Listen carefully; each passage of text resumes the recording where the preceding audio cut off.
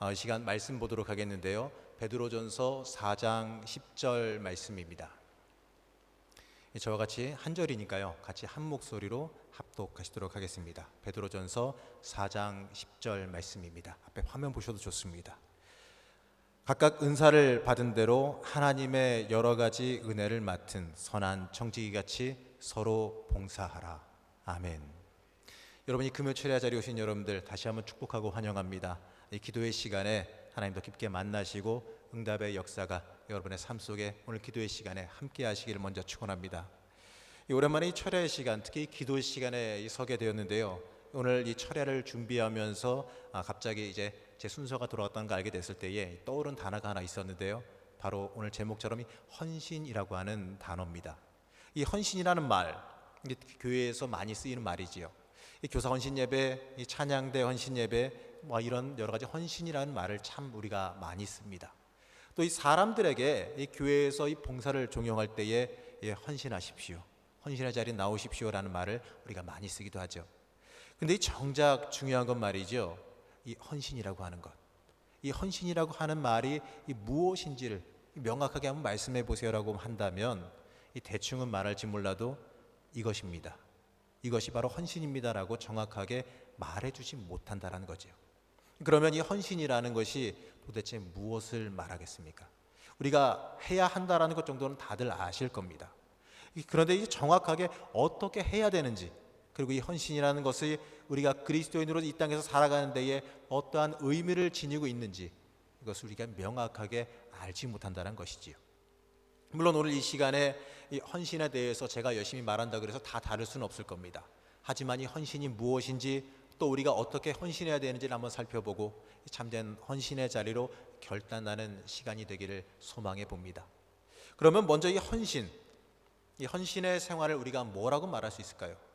우선 이 헌신의 생활이라는 바로 나 중심에서 하나님 중심으로 내 인생의 삶을 바꾸는 것입니다. 바로 온전히 하나님께 나를 바치는 삶이지요. 이 헌신이라는 말의 이 사전적인 의미를 보게 되면 이 몸과 마음을 바쳐서 있는 힘을 다한다는 뜻입니다. 사도 바울은 이렇게 고백합니다. 이 빌립보서 3장 7절에서 이 8절 말씀을 보면 이렇게 고백하는데요. 그러나 무엇이든지 내게 유익하던 것을 내가 그리스도를 위하여 다 해로 여길 뿐더러 또한 모든 것을 해로 여김은 내 주 그리스도 예수를 아는 지식이 가장 고상하기 때문이라. 내가 그를 위하여 모든 것을 잃어버리고 배설물로 여김은 바로 그리스도를 얻고, 이렇게 고백하고 있습니다. 한마디로 예수를 믿음으로 인하여서 우리의 모든 삶의 가치가 송두리째 바뀌는 것이지요. 바울은 지금까지 이 자신의 생각과 자기 중심으로 살아왔음을 고백하고 있습니다. 그러나 이제 믿음으로 살기 때문에 하나님의 생각과 하나님 중심으로 살아간다라고 고백하고 있는 것이지요. 이 고백은 이 바울만의 고백이 아니라 하나님 앞에 헌신된 사람의 가장 기본된 고백이어야지만 합니다.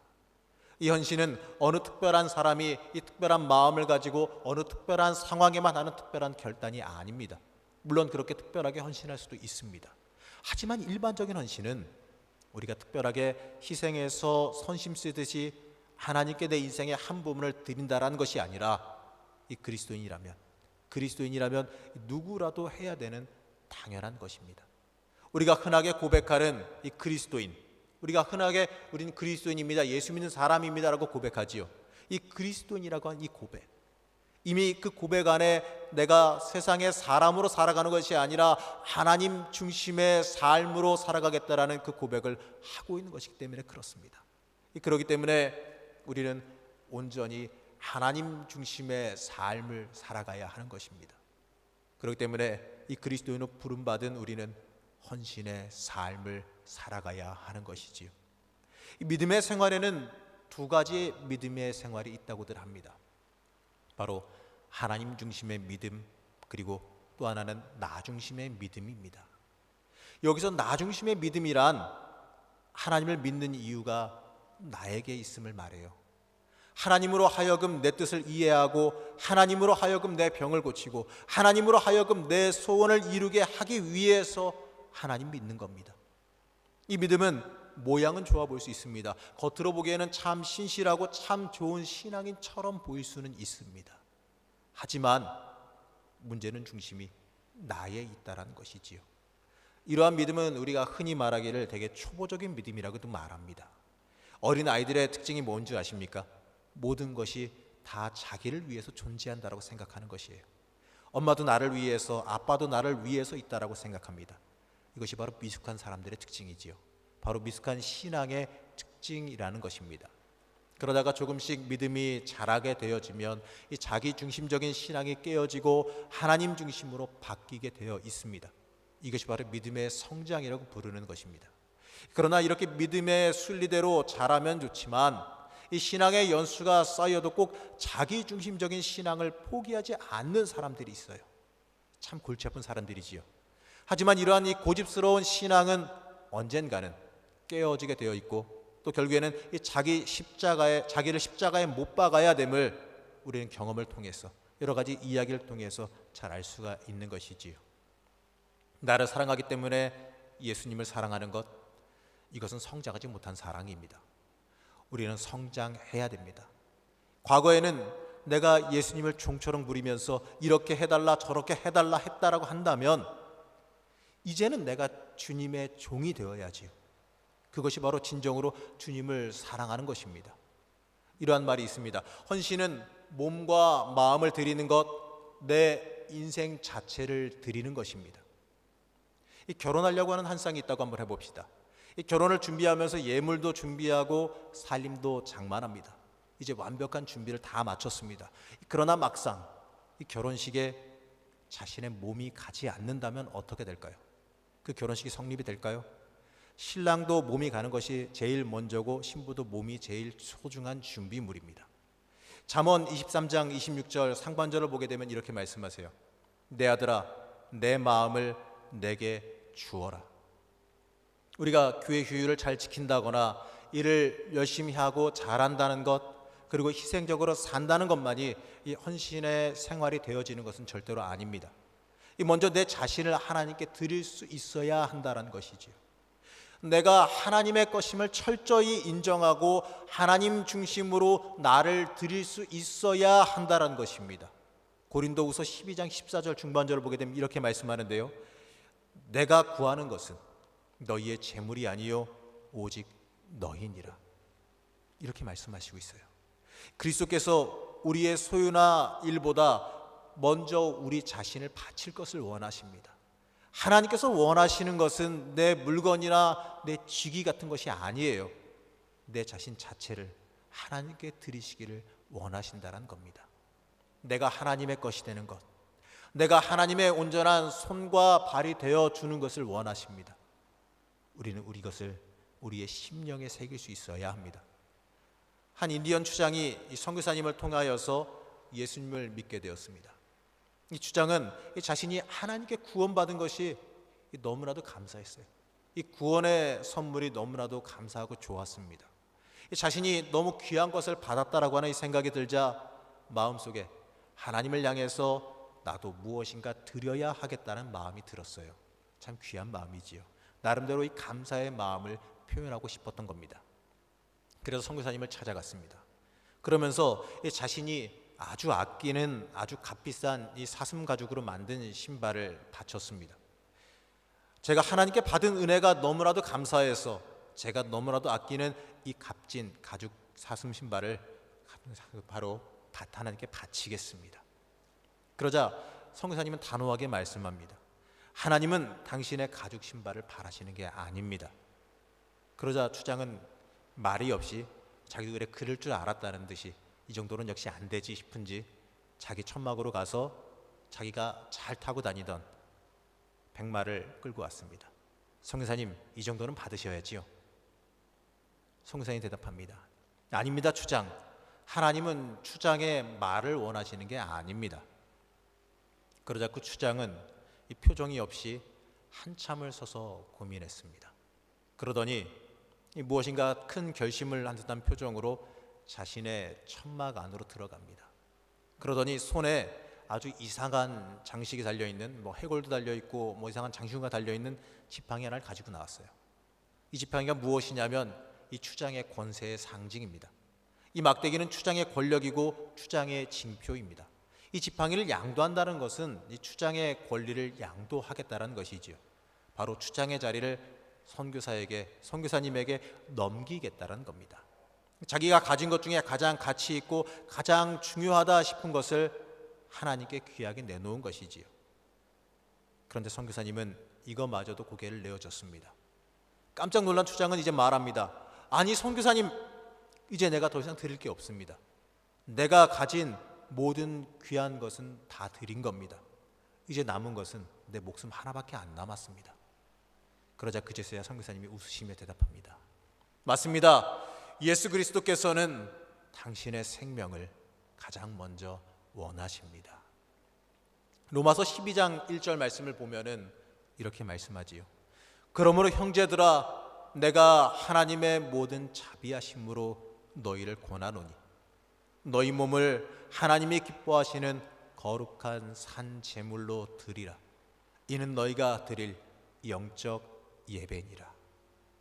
여러분, 우리에게 가장 우선순위는 바로 하나님이 되셔야 됩니다. 일시적으로 받은 은혜의 대가를 치르듯이 하나님께 드리는 것을 원하시는 것이 아닙니다. 내가 가진 중요한 소유물, 중요한 어떤 것을 대가로 드리고 끝내자라는 것이 아닙니다. 하나님께서 원하시는 것은 내가 가진 무엇인가가 아니라는 것이지요. 바로 나 자신이 하나님 앞에 온전히 드려지기를 원하신다는 것입니다. 우리는 그렇기 때문에 하나님 앞에 나를 거룩한 산 제사로, 산 제물로 드릴 수 있어야 하는 것입니다.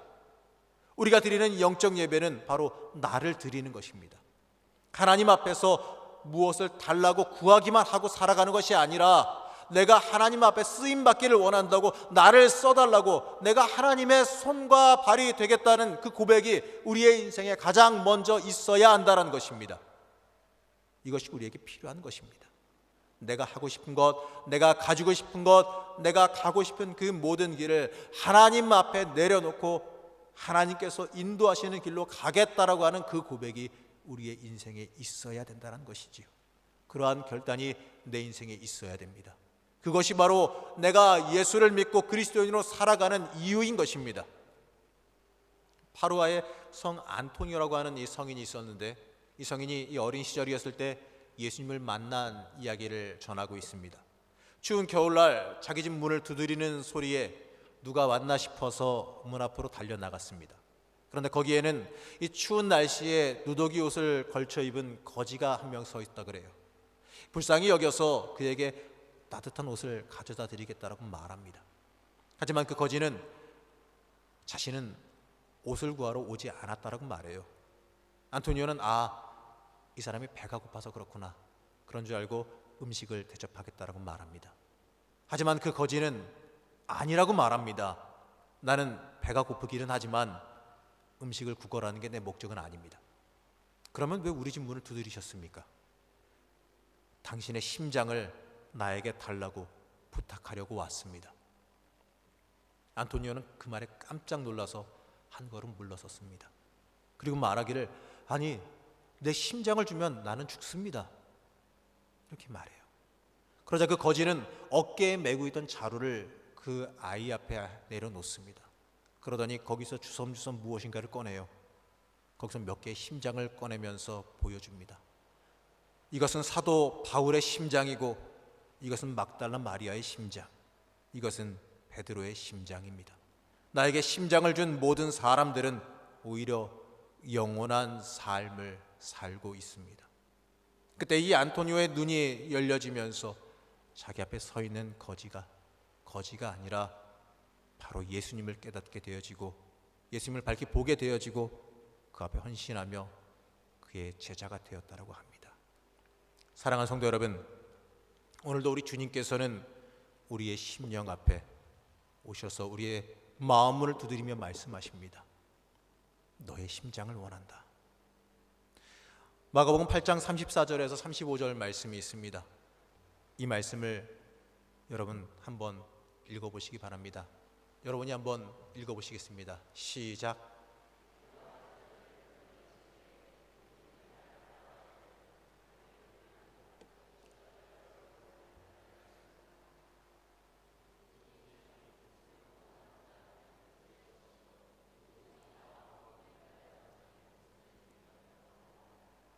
아멘.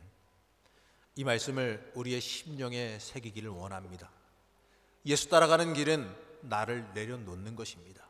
내가 살려고 하면, 내 뜻을 세우려고 한다면 그 길은 하나님과 멀어지는 길이 될 수밖에 없습니다. 믿음의 길은, 그리스도인의 길은 내 생명을 주님께 던지는 길이 되어져야 합니다. 우리는 이러한 심정으로 하나님 앞에서 헌신할 수 있어야 됩니다. 죄송하지만 여러분들에게 한 가지 좀 당돌한 질문을 던져보겠습니다. 여러분, 교회 왜 나오십니까? 교회 왜 나오시냐고요? 무엇 때문에, 무슨 이유 때문에 교회 나오십니까?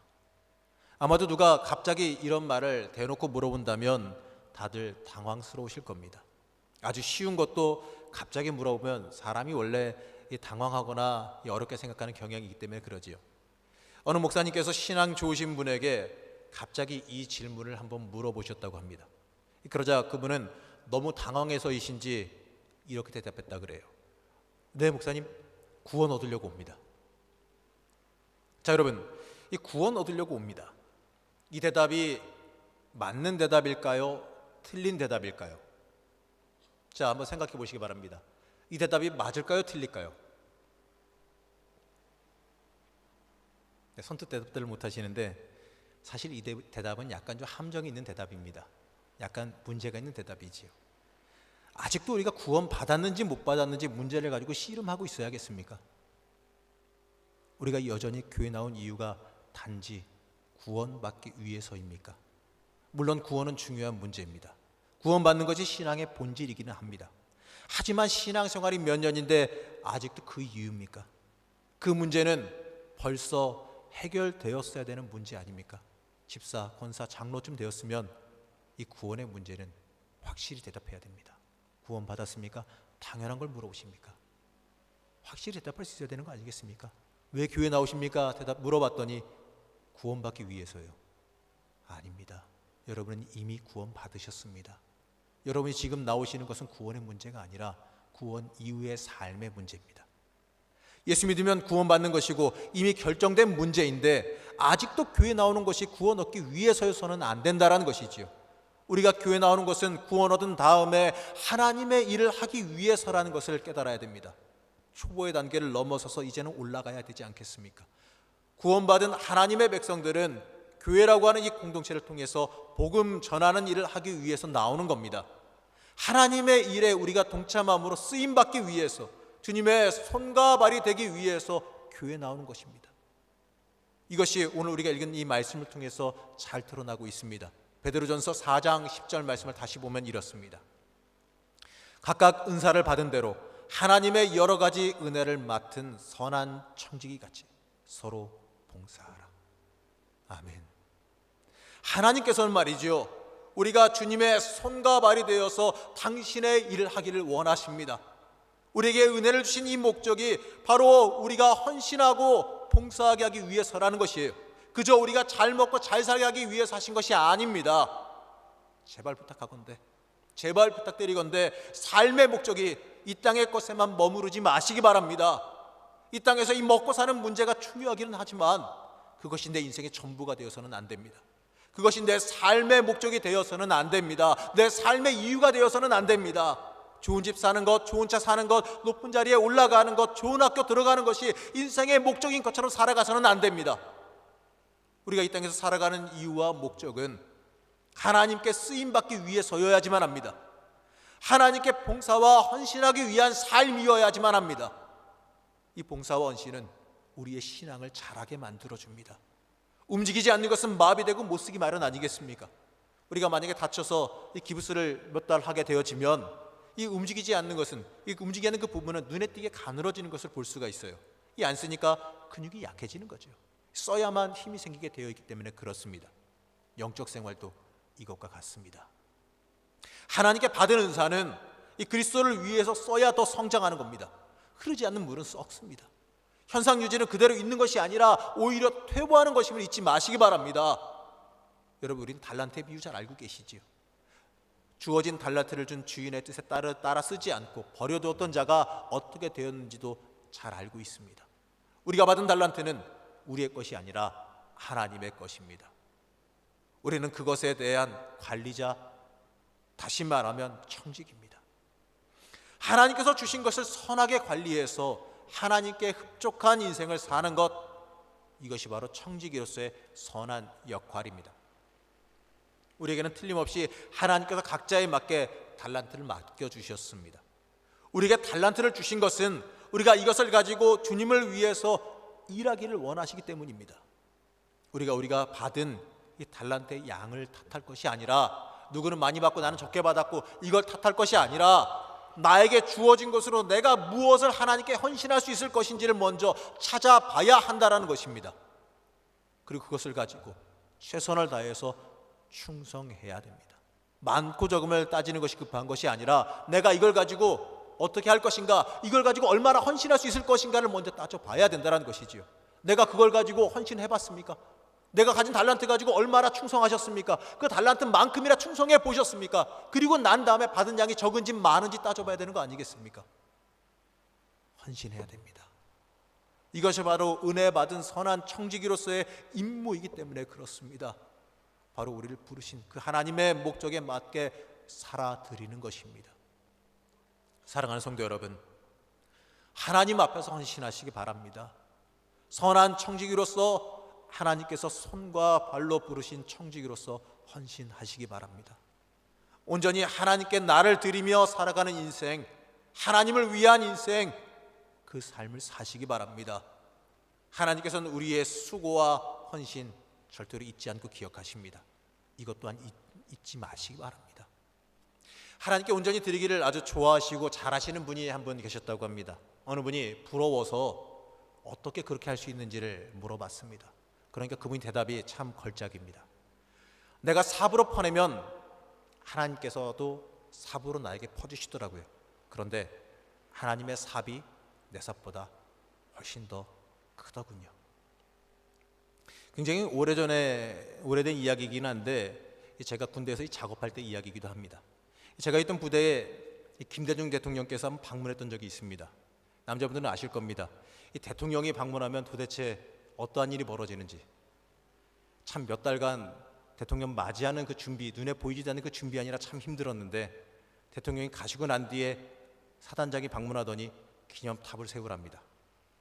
별일 아닐 거라고 생각했는데 얼마 뒤에 공병대에서 높이 세워놓으면 한 2층 높이 되는 커다란 돌을 가져다 놓고 갔습니다. 그러더니 그 돌을 세울 수 있는 구조물을 만들라고 명령이 떨어졌어요. 그러기 위해서는 땅을 파야 됐습니다. 돌을 일부는 묻고 시멘트를 부어서 구조물을 만들라는 명령입니다. 그것을 보면서 저는 이렇게 생각했습니다. 저거는 사람이 하시는 게 아니니까 공병대에서 와서 포크레인 갖다 파서 하겠지, 이런 생각도 들고, 저 작업 걸리는 사람 진짜 고생 많이 하겠다라는 생각을 했습니다. 남의 이야기처럼 생각이 되어졌는데요. 근데 결과가 어떨까요? 결국에는 그 작업 제가 있던 소대에 떨어졌습니다. 그것도 제가 있는 분대에 떨어졌습니다. 옆 소대에서 박수치고 웃고 난리가 나고 옆 분대에서 손가락질하고 난리가 났는데 저는 웃을 수가 없었습니다. 작업이 좀 엄청나 보였기 때문에 그렇습니다. 작업이 시작됐는데 막상 작업이 시작되니까 불쌍하다고 근무도 다 빼주고 심지어 야간 근무도 면제받게 되는데, 그러다 보니까 조금 재미가 붙더라고요. 그래서 좀 신나게 작업을 나름 했습니다. 내기를 좀 했는데 누가 더 빨리 삽질하는지, 누가 더 많이 깊게 파는지 내기도 좀 하면서 신나게 미친 듯이 작업을 좀 해봤습니다. 근데 알다시피 한 10명 남짓한 이 분대원들이 매일 이 번갈아 가면서 삽을 가지고 신나게 파는데, 일주일을 작업했는데 작업이 끝이 안 보이네요. 일주일을 작업했는데 예정된 깊이의 반도 못 팠습니다. 사실 이 바위 같은 돌도 많이 나오고 나무 뿌리도 나오고 해가지고 쉽지는 않았는데요. 그때 그 꼴을 보고 도저히 좀 안 되겠다 싶었는지 부대장이 공병대를 불렀습니다. 그래서 포크레인이 도착을 하더라고요. 우리는 이렇게 생각했습니다. 아무리 포크레인이라고 할지라도 좀 걸리겠지. 근데 진짜 순식간에 너무도 빨리 일주일 작업한 것보다도 더 많은 양을 진짜 1시간도 안 돼서 다 해버렸습니다. 어이가 없을 정도로 같은 한 삽 푸는데 내 삽은 이만큼인데 저 삽은 너무나도 능력치가 다른 겁니다. 신나게 삽질하던 내 삽이 얼마나 초라해 보이던지요. 이 포크레인 삽 앞에서 참 초라해 보이더라고요. 이 포크레인 앞에서 누가 삽질 더 잘하냐고 경쟁했던 것이 참 창피하고 우습게 느껴졌습니다. 같은 한 삽인데 크기나 능력이 너무나도 달랐던 거지요. 여러분, 맞습니다. 하나님의 삽은 우리의 삽보다 엄청나게 큰 삽입니다. 우리가 하나님께 드리면 하나님은 더 크게 갚아주신다 그랬어요. 우리가 하나님께 드리는 것보다 하나님은 더 크게 갚아주십니다. 그렇기 때문에 하나님 앞에 헌신할 때에 절대 아깝게 여기지 마십시오. 하나님께 한 삽 더 드렸다고 아깝게 여기지 마시기 바랍니다. 하나님의 삽은 더 큽니다. 헌신하면 절대로 여러분 손해보지 않습니다. 헌신하면 손해볼 것 같다라는 그 외침에 절대로 귀 기울이지 마시기 바랍니다. 여러분, 복받는 거 방해하는 세력입니다. 여러분, 기쁨으로 하나님 앞에 헌신하게 되어지면 하나님은 절대 잊지 않으십니다. 다 기억하시고 더 크게 갚아주신다는 것을 여러분 마음에 새기시기 바랍니다. 그러면 여러분, 우리는 하나님 앞에 어떻게 헌신할 수 있을까요? 우리는 헌신이 무엇인지와 헌신의 이유, 그리고 헌신하면 주시는 그 축복도 받습니다. 우리가 이 선한 청지기로서 우리에게 주어진 것을 하나님을 위해 사용하고 드리는 것이 당연하다라는 것도 잘 알았습니다. 그렇기 때문에 이 선한 청지기 같이 서로 봉사하고 헌신해야 된다는 것도 잘 알았어요. 그러면 우리가 어떻게 헌신할 수 있겠습니까? 먼저 우리는 우리의 가진 것 중에 시간을 하나님께 드릴 수 있습니다. 여러분, 여러분의 생명은 과연 여러분 겁니까? 좀 철학적인 질문이긴 하는데, 내 생명 내 거 같습니까? 여러분, 하나님이 여러분 생명 쥐고 계십니다. 우리가 이 땅에 올 때도 내가 오고 싶어 온 거 아닙니다. 내가 갈 때도 내가 가고 싶을 때 내가 가고 싶은 방법으로 갈 수 있는 줄 아십니까? 아닙니다. 여기에 이 물컵이 있는데요, 제가 지금 잡고 있죠. 제가 잡고 있으니까 지금 떠 있지 않습니까? 놓으면 어떻게 될까요? 뭐 물어보면 많아겠죠. 놓으면 그 순간 땅에 떨어집니다. 그리고 깨지겠지요. 이처럼 하나님께서 붙들고 계시다가 놓으면 어떻게 되겠습니까? 그냥 그대로 끝납니다. 그러면 생명이 뭡니까? 이 철학적인 질문이긴 한데, 이 철학적으로 약간 말해보면 생명은 시간입니다. 여러분, 시간이 흘러가면 이 차이는, 정도의 차이는 좀 있지만 누구나 다 늙게 되어져 있고 생명력이 점차 다하기 마련입니다. 그리고 명심해야 될 것은 시간은 한정되어져 있기 때문에 하나님께 받은 소중한 것이지요. 시간을 좀 내주십시오.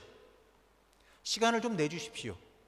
바로 이것은요, 당신의 생명 중 일부를 나에게 할애해 주십시오라는 것과도 같습니다. 우리의 시간은 우리의 삶입니다. 그렇기 때문에 우리가 누군가에게 줄 수 있는 가장 좋은 선물이 바로 이것입니다. 이 사랑의 가장 좋은 표현 방법은 바로 시간 투자하는 겁니다. 그러면 이것이 뭘 말하겠어요? 바로 하나님 앞에서 시간이 없다, 이 말 좀 하지 말라는 겁니다. 시간이 없다라는 말은 나를 위해 다 쓰고 나서 남은 시간 없다라는 소리 아니겠습니까? 하나님이 주신 시간을 하나님을 위해서 사용하라고 주신 그 시간을 몽땅 강도같이 가로채놓고 하는 소리 아니겠습니까? 여러분, 하나님 사랑하십니까? 왜 대답들이 없으십니까? 여러분, 하나님 사랑하십니까? 그렇다면 하나님을 위해서 여러분의 생명, 여러분의 시간을 드리시기 바랍니다.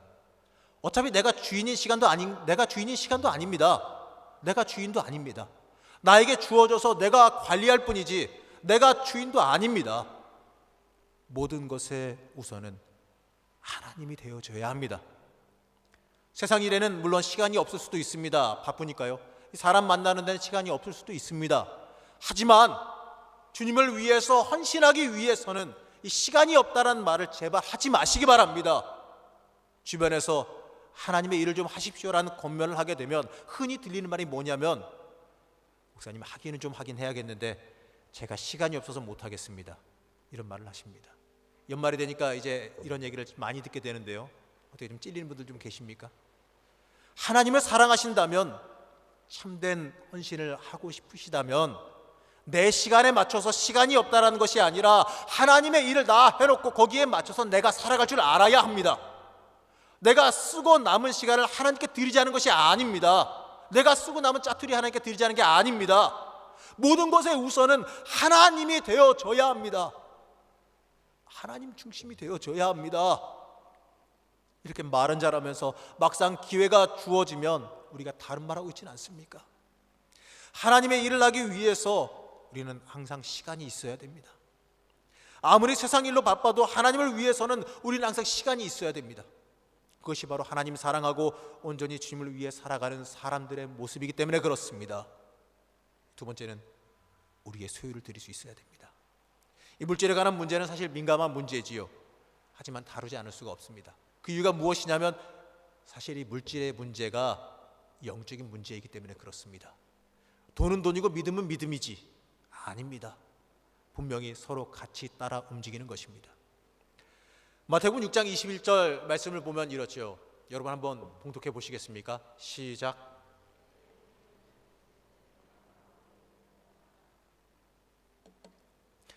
요한 웨슬리는 말하기를 돈지갑이 회개하기까지는 그의 회개를 믿지 않는다라고 말합니다. 마틴 루터도 말하기를 사람은 두 가지로 거듭나야 되는데 하나는 영적으로 거듭나야 되고 하나는 돈주머니가 거듭나야 된다라고 말합니다. 여러분 제발 헌금할 때 동냥하듯 하지 마시기 바랍니다. 하나님께서 없으셔서 요구하는 게 아닙니다. 예수님께서 그 수가성 여인에게 물을 달라고 하실 때에 꼭 목이 말라서 물 달라고 하신 거 아닙니다. 오히려 그 여인에게 성령의 생명수를, 그 생수를 주시려고 하신 거 아니겠습니까? 하나님께서 우리에게 무엇을 달라고 하시는 것은 보다 더 크고 좋으신 것을 우리에게 주려고 하신다라는 것임을 깨달아 알아야 됩니다. 하나님께서 아브라함에게 외아들을 요구하실 때에 더 높고 기쁘신 하나님의 뜻이 있었음을 여러분들 잊지 마시기 바랍니다. 하나님 앞에 기쁨으로 순종하시기 바랍니다. 기쁨으로 내 소유물도 드려 헌신하시기 바랍니다. 하나님이 주신 것인데 뭐가 아깝겠습니까? 하나님께서 더 크게 주실 것인데 무엇이 아깝습니까? 하나님께서 더 크게 채워주실 것을 우리는 믿어야 할 것입니다. 마지막은 내 재능을 하나님께 드릴 수 있어야 됩니다. 여러분 칼은 강도가 들면 흉깁니다. 하지만 아주 뛰어난 요리사가 들으면 아주 맛있는 요리가 나오겠지요. 이 재능이 있는 것만으로는 불충분합니다. 그것을 어떻게 쓰느냐라는 것이 아주 중요하지요. 다시 로마서로 돌아가서 로마서 6장 12절에서 13절 말씀을 봉독해 드리면 이렇습니다.